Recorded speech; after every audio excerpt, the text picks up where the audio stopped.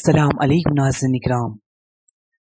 इकराम, आज के इस उन्वान ख़ास में हम ज़िक्र करेंगे कि क्या नमाज रोज़ा व दीगर इबादत करके अल्लाह तक पहुँच सकते हैं, या फिर नमाज रोज़ा किस तरह हमारे अल्लाह तक पहुँचने का ज़रिया बनेगी। आज हम इसी उन्वान पर रोशनी डालेंगे। तो वीडियो बहुत दिलचस्प है, वीडियो बिना स्किप किए लास्ट तक ज़रूर देखें, और जितने चैनल पर नए आए हैं वो वीडियो अच्छी लगे लाइक करें, शेयर करें और चैनल को सब्सक्राइब ज़रूर करें। तो चलिए सिलसिला शुरू करते हैं।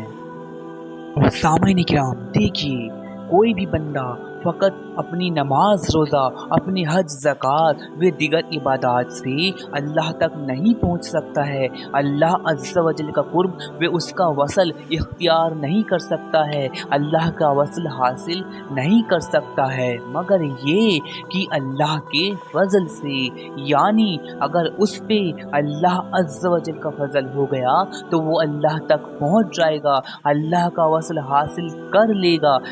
जी हाँ नाज़रीन इकराम, वरना ज़रूरी नहीं फ़कत इबादत और रियाज़त, ये नमाज रोज़े बंदे को अल्लाह तक पहुँचा दें, अल्लाह का वसल हासिल करा दें। क्योंकि यूँ तो हम जैसे इस दुनिया में, इस ज़माने में न जाने कितने आबिद और ज़ाहिद, कितने आबिद इबादत गुज़ार दुनिया में मौजूद हैं। तो सामईन किराम, लिहाजा बंदे को अपने हुस्न अमल पर नहीं बल्कि अल्लाह के फज़ल पर निगाह रखनी चाहिए, जिसका एक फ़ायदा ये भी होता है कि बंदा तकब्बुर में मुब्तला ना हो, कि वो ये सोचे कि फ़कत अपनी मेहनत, अपनी इबादत और रियाज़त के बल पर अल्लाह तक पहुँचा है, उससे अल्लाह का वसल हासिल हुआ है। नहीं, बल्कि अल्लाह का फज़ल हुआ तो वसल इलाही हासिल हो गया, अल्लाह का फज़ल हुआ तो अल्लाह तक पहुँच गया।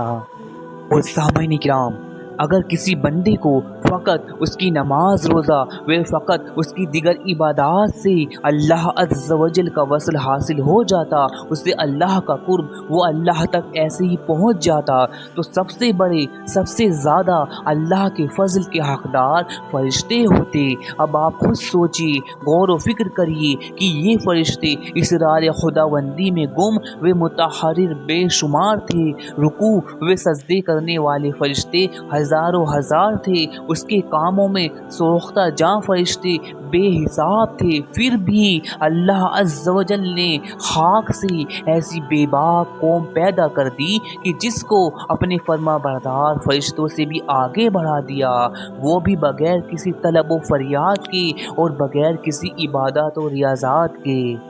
तो सामईन किराम, अब चूँकि हम वजूद में आ चुके हैं तो हमें चाहिए कि अमल के मैदान में भी कदम आगे बढ़ाते रहें, लेकिन इसी के साथ बहुत ज़रूरी है कि अपने दिल व निगाह, अपनी नीयत व अपनी तलब को अल्लाह के फ़ज़ल पर बनाए रखें, अल्लाह के फ़ज़ल पर टिकाए रखें। फ़कत इबादत और रियाज़त से तो ना जाने कब तक अल्लाह के हिज्र व फ़िराक़ में एड़ियाँ रगड़ते रहें, लेकिन जिस दिन हमारे किसी भी एक अमल, किसी भी एक हरकत व सकानात पर अल्लाह का फजल हो जाए तो एक पल भर में बेड़ा पार हो जाए।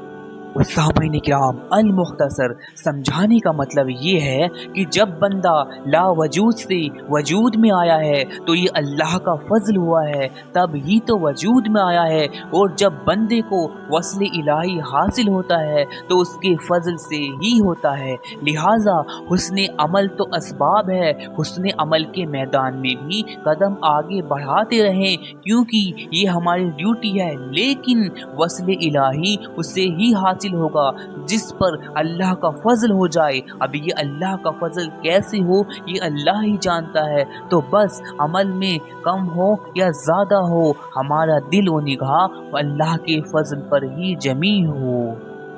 और सामईन किराम, इसी सब बातों को मद्देनज़र रखते हुए कि मेरी ये दुआ है कि ला वजूद से अशरफुल वजूद में लाकर फ़ज़ल फरमाने वाले रब हम पर उसी चाह के साथ फ़ज़ल फरमा जिस चाह के साथ तूने हमें खल्क़ फरमाया।